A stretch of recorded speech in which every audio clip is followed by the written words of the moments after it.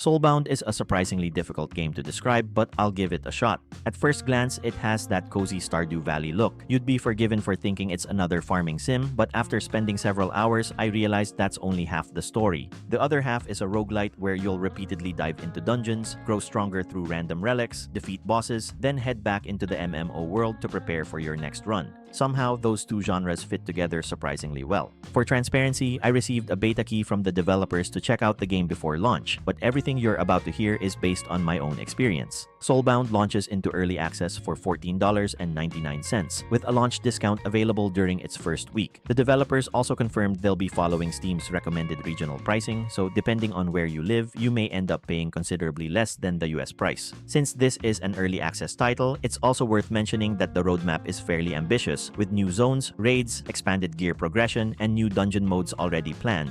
With that out of the way, let's talk about the game. At the heart of Soulbound are its beacon dungeons. These are instanced roguelite runs where you enter with your equipped weapon and abilities, fight your way through enemies, and level up as you progress. Every level rewards you with a random relic choice that can change how your build plays. I also liked how each floor isn't just another combat arena. Between fights, you're regularly presented with choices. Do you heal, take a relic upgrade, gather resources, open treasure? These moments help break up the pacing and give you small decisions throughout the run.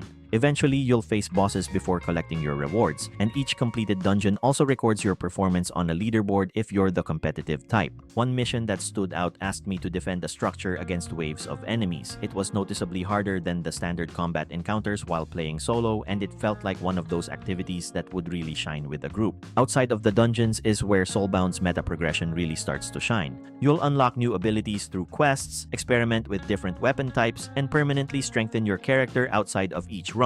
Power cores are another important part of that progression. They permanently upgrade your abilities and weapons, and you'll earn them through activities across the game. As your abilities become stronger, they also unlock better relic possibilities during dungeon runs, which creates a nice connection between your permanent progression and the randomness inside each expedition. Housing also ended up being much more useful than I expected. Early on, you're given your own apartment where you can place crafting stations, decorate the interior with furniture, change the flooring and wallpaper, and gradually turn it into your personal workshop. There is one downside though. Your backspace is fairly limited, so it fills up pretty quickly. From what I've seen, there's no storage inside your apartment. Instead, you'll need to visit the town bank whenever you want to access your storage. One quality of life feature I genuinely appreciated is having a dedicated home button. It lets you teleport back to your apartment from almost anywhere, and when you leave, you're returned to the exact location where you entered. It makes crafting much less disruptive since you'll be moving around the world quite a bit. From what I've played, I didn't find a free way to fast travel between towns. Instead, you'll need consumable teleport items whenever you want to travel from one settlement to another.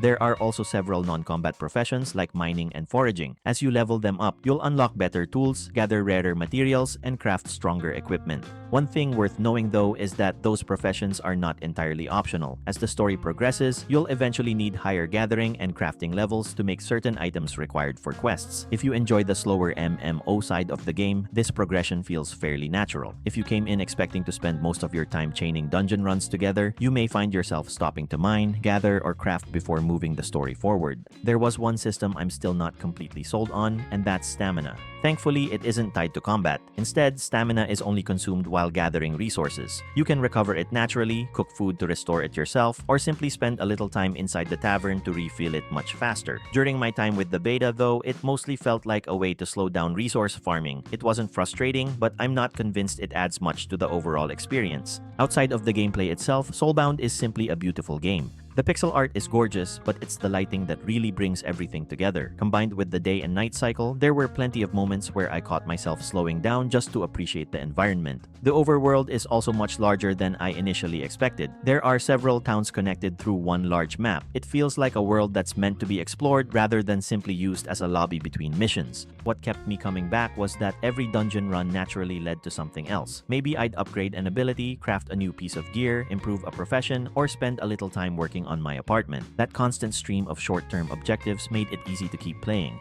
That's ultimately why Soulbound left a good impression on me. There are still plenty of unanswered questions that only early access will answer, especially when it comes to the endgame. But based on what I've played, I think the foundation is solid. Whether it has the longevity of a full MMO will depend on how consistently the developers deliver on their roadmap, especially with the planned raids, new regions, and expanded endgame progression. One thing that may raise a few eyebrows though is the monetization. The developers have said they don't intend to sell power, and instead plan to monetize through cosmetics, pets, furniture, while also exploring an optional premium subscription. That's certainly preferable to pay to win, but it also means this is a buy-to-play game with additional monetization planned. Whether players are comfortable with that will probably come down to how those systems are implemented once they're live. At $14.99, with Steam's recommended regional pricing making it even more accessible in many countries, I think Soulbound offers a solid amount of content for the asking price. If the idea of combining an MMO with roguelite dungeon runs sounds appealing, this is definitely one to keep an eye on.